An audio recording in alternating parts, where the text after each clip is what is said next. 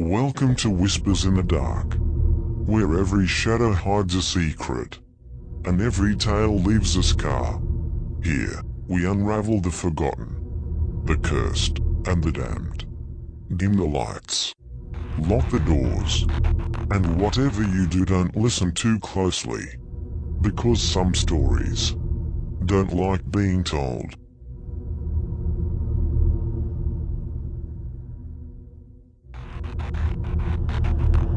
When Mary Dalton found the listing, she was at her lowest point. Laid off. Behind on rent. Her savings bled dry. It felt like the universe had shoved her into a corner. So when she saw the advertisement, charming city apartment. Quiet tenants. Utilities included. First month free. She barely questioned it. It sounded too good to be true. But she didn't have time for doubts. The building was old, towering, and draped in ivy. The bricks looked blackened by time. The lobby smelled faintly of lavender and bleach. The landlord, Mr. Johnson, was a peculiar man. Neatly combed hair, dull grey suit, a strange smile that never quite reached his eyes. He didn't ask many questions, only handed her the lease and a thin laminated sheet. "We value order here," he said as she signed her name. "Read the rules. Follow them. And welcome home." 1. Never use the elevator after 11 p.m. 2. Count to 10, out loud, before entering the stairwell at night. 3. Do not look into the mirror in the lobby after sundown. 4. If you hear knocking between 3:12 and 3:18 a.m., do not open the door, no matter what they say. 5. Apartment 4B is vacant. If someone invites you inside, decline politely and walk away. 6. Always greet the doorman, even if you never see him blink. 7. If the hallway lights turn red, go back inside. Lock your door. Do not look out the peephole. 8. Do not allow guests to stay past 2 a.m. It makes it harder for them to leave. Mary almost laughed reading it. It felt like a haunted house gimmick, one of those viral TikTok backroom stories. Maybe the landlord was just quirky. The apartment itself was small but clean. Quiet. A little too quiet. The neighbors were distant. No greetings. No eye contact. Doors closed softly when she walked past. On her second night, she left her trash out past 9 p.m. The next morning, she found a white envelope taped to her door. Violation, improper disposal. Please respect the community. It wasn't signed. She assumed it was Mr. Johnson. She noticed the mirror in the lobby seemed strange. Almost too reflective. Like it showed more than just the room. But she shrugged it off.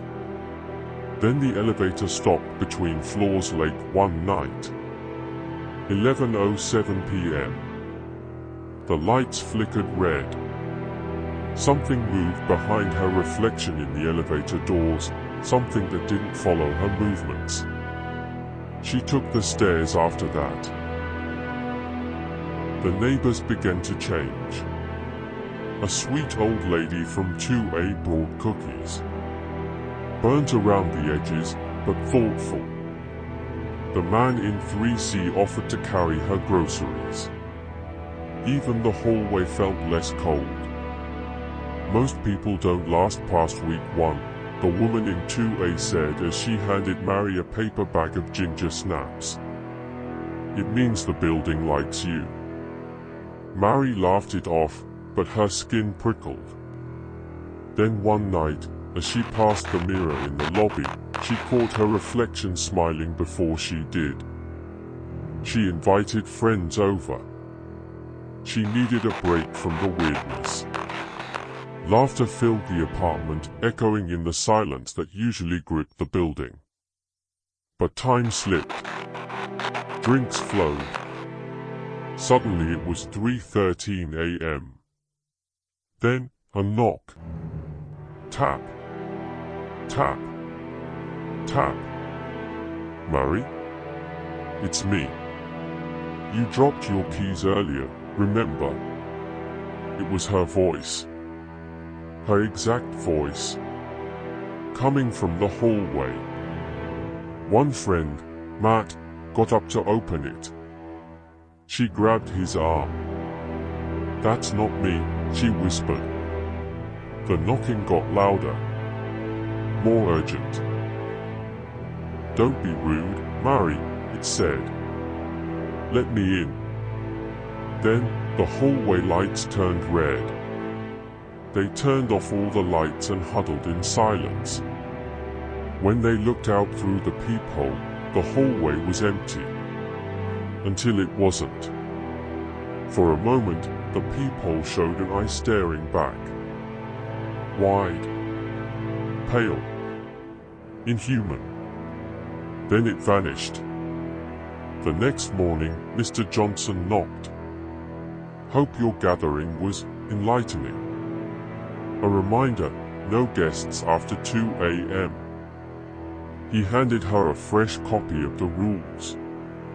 A new one had been added at the bottom in handwritten red ink. Rule 9, never let your reflection see you break the rules. It gets ideas.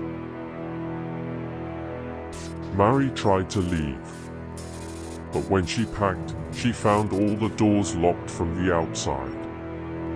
Her phone refused to dial out. Emails wouldn't send. The neighbors just smiled and waved. Mr. Johnson no longer knocked. He was simply inside, sometimes waiting by the window, sometimes standing in her kitchen without sound or warning. The mirror in the lobby now showed 2 Marys. One standing still. The other, smiling wider every day. One night, she caught herself in the reflection while brushing her teeth.